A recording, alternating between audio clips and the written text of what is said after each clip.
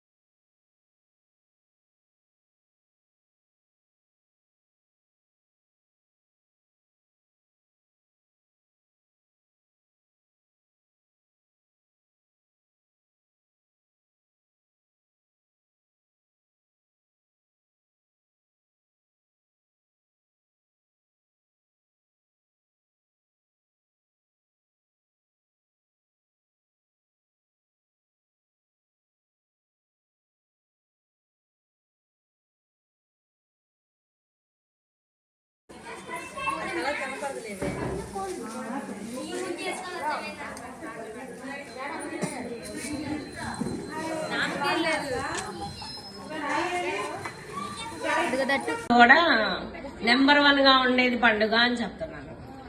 అది నెక్స్ట్ రాధిక ఆంటీనే మాట్లాడతారు.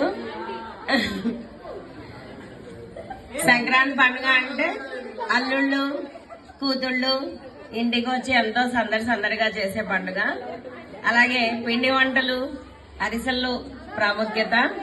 అలాగే సంక్రాంతి అంటే ధనుర్మాసం కూడా ఉంటుంది. గోదాదేవి గురించి ఈ నెల రోజులు గోదాదేవి అమ్మవారు చేసే వ్రతం గురించి తిరుప్పావై పాడుకుంటూ తెల్లవారుజాము లెగుస్తూ గుళ్ళోకి వెళ్ళటాలు ఇవన్నీ ఉంటాయి.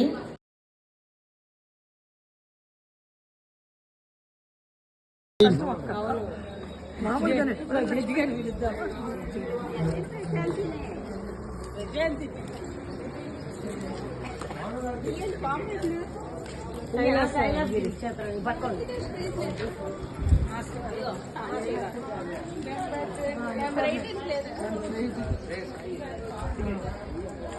బాబా 18 కన్సిడర్ చేయండి.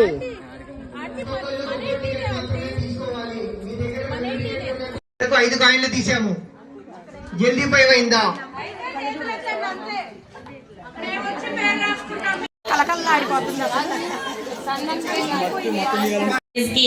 ఎవరైనా వచ్చి ఇక్కడ మాట్లాడాలనుకున్న వాళ్ళు వచ్చి మాట్లాడచ్చు.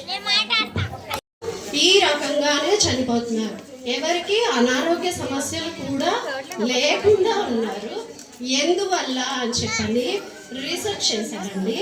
ఆ రీసెర్చ్ చేయటం వల్ల తెలిసిన విషయాలు ఏంటంటే, అంటే వాళ్ళు ఏ ప్రకారంగా రీసెర్చ్ చేశారో చెప్తారు. ఆ ప్రాంతంలో వాళ్ళు చాలా లో క్లాస్ పీపుల్.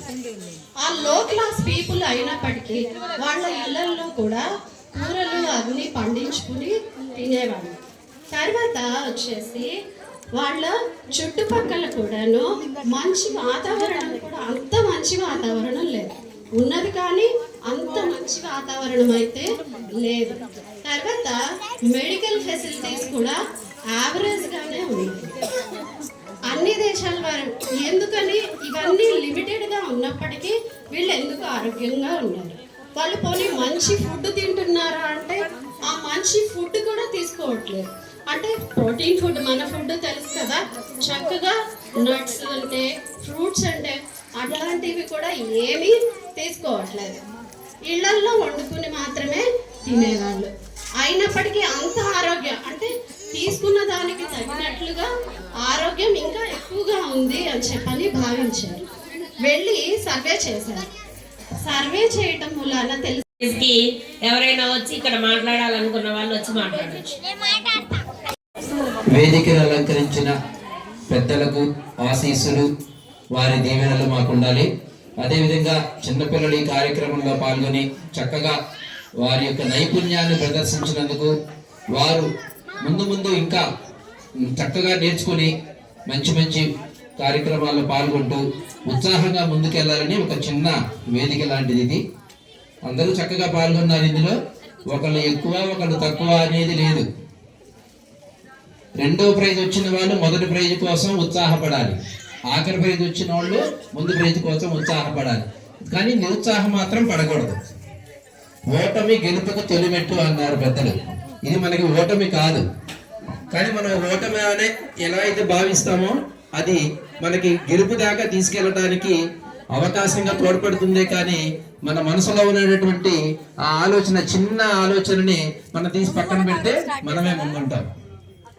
ఇంతమంది మీరు చక్కగా మహిళా మిత్రులందరూ కూడా మహాలక్ష్మి స్వరూపంగా అర్జున సంధ్య వేళ వచ్చి ఇక్కడ మీరు కూర్చున్నారు అంటే అమ్మవారి ఆశీస్సులు లభించినట్టే అందరికీ కూడా.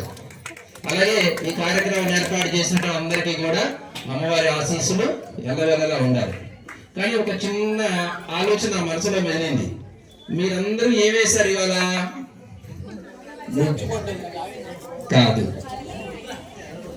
రంగవల్లి అంటే రంగ అంటే రంగస్థలం లాంటిది, అంటే ఆహ్వానం చేయడం అన్నమాట. వల్లి అంటే తీగ, అంటే రంగులతోటి ఆహ్వానం చేసేదానికి రంగవల్లి. ఒక వేదికను ఏర్పాటు చేసి మనకి ఎవరైతే మనం ఆహ్వానించదలుచుకున్నామో వాళ్ళని వేదికలాగా ఏర్పాటు చేసి ఒక తీగ ద్వారా వాళ్ళని ఆహ్వానించడం. అంటే ముగ్గు వేసేటప్పుడు ఎవరైతే ఫస్ట్ గా చుక్క మొదలు పెడతారో రంగవల్లి.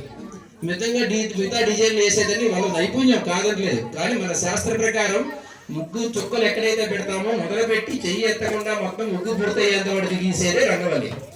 ఆ రంగవల్లి గీసిన తర్వాత మనం చేయాల్సింది 3 ముఖ్యమైన విషయాలు. ఒకటి, పసుపు కుంకుమ అక్షితులు దాని మీద ఉంచడం. 2, కింద ఎవరు రాయాలి? మనం ఎవరిని ఆహ్వానిస్తున్నాం? మనం ఎందుకు వేసాం మన ఇంటి ముందు ముగ్గలు? రంగవల్లి మహాలక్ష్మీదేవిని. ఎవరైనా కోరుకునేది ఎవరిని?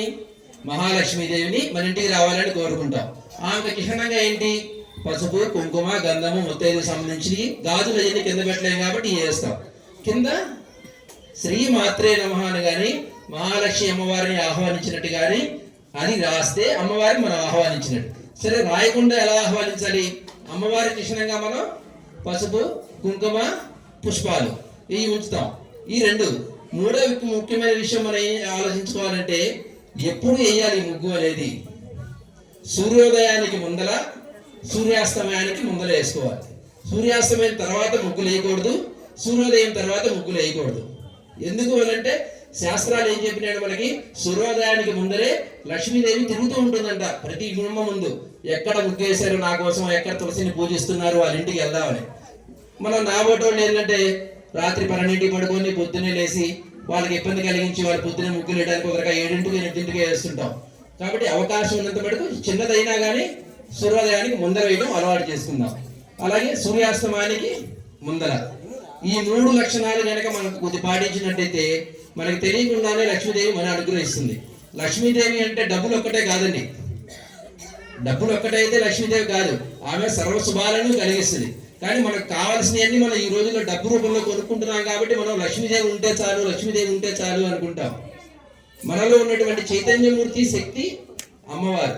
ఆ అమ్మవారు లక్ష్మీదేవి అవ్వచ్చు, దుర్గాదేవి అవ్వచ్చు, లలితా పరమేశ్వరి అవ్వచ్చు, ఎవరైనా అవ్వచ్చు. మన శరీరం ఉష్ణంగా నిలబడింది అంటే లోపల శక్తి జీవ చైతన్యం ఉంటేనే నిలబడుతుంది. కాబట్టి లక్ష్మీదేవి స్వరూపంగా అయినా కొలవండి, పార్వతీదేవి అయినా కొలవండి, సరస్వతీదేవి కానీ క్రియాశక్తి, జ్ఞానశక్తి, ఇచ్ఛాశక్తి ఇవన్నీ కలిస్తేనే అమ్మవారి రూపం. కాబట్టి మనం ఆహ్వానించేది మనం ఇక్కడి నుంచి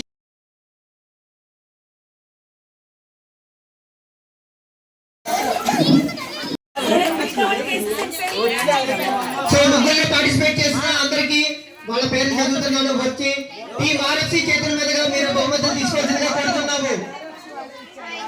సో ఈ గిఫ్ట్స్ అన్ని ఆర్ఎఫ్సి వాళ్ళు స్పాన్సర్ చేస్తున్నారు ఎవ్రీ పార్టిసిపెంట్ కి.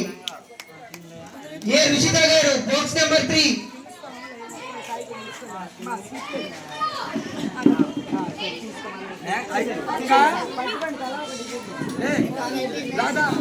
ఏ జోష్నా గారు బాక్స్ నెంబర్ 24.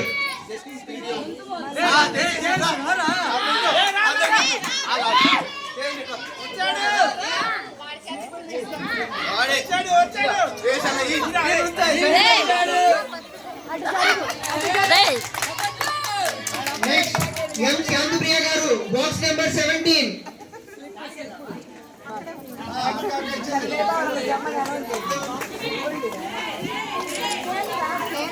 బాక్స్